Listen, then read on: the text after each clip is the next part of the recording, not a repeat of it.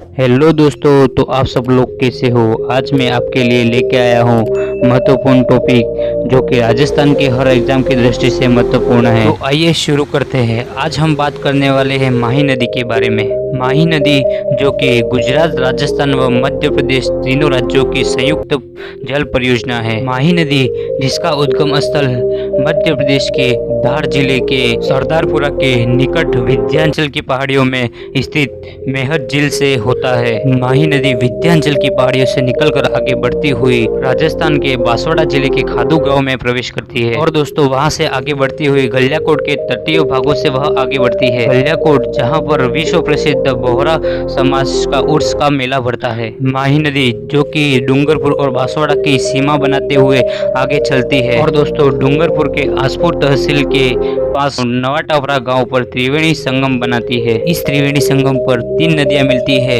जो कि सोम, माही, जाखम तीनों नदियां है। और दोस्तों इस त्रिवेणी संगम की प्रमुख बात यह है कि इस त्रिवेणी संगम पर विश्व प्रसिद्ध बेणेश्वर का मेला भरता है जिसे आदिवासियों का कुंभ मेला भी कहा जाता है। और दोस्तों माही नदी वहां से आगे बढ़ती हुई गुजरात के महिसागर जिले के रामपुरा के पास प्रवेश करती है और वहां से आगे बढ़ती हुई खंभात की खाड़ी में विलय हो जाती है। और दोस्तों अब हम बात करने वाले हैं माही नदी की प्रमुख सहायक नदियों। इसकी प्रमुख सहायक नदियां हैं सोम, जाखम, अनास, हरण, चाप, मोरैन आदि नदी इसकी सहायक नदियां हैं। और अब हम बात करने वाले हैं इसकी कुल लंबाई की। माही नदी की कुल लंबाई 576 किलोमीटर है और इसकी राजस्थान में कुल लंबाई है 171 किलोमीटर। अब हम जानते हैं कि माही नदी को किस किस नाम से जाना जाता है और इसके कुछ उपनाम हैं। माही नदी को वागड़ की गंगा व आदिवासियों की जीवन रेखा भी कहते हैं और माही नदी के आसपास के इलाकों को छप्पन का मैदान या कांठल प्रदेश के नाम से भी जाना जाता है और साथ ही इसे दक्षिण राजस्थान की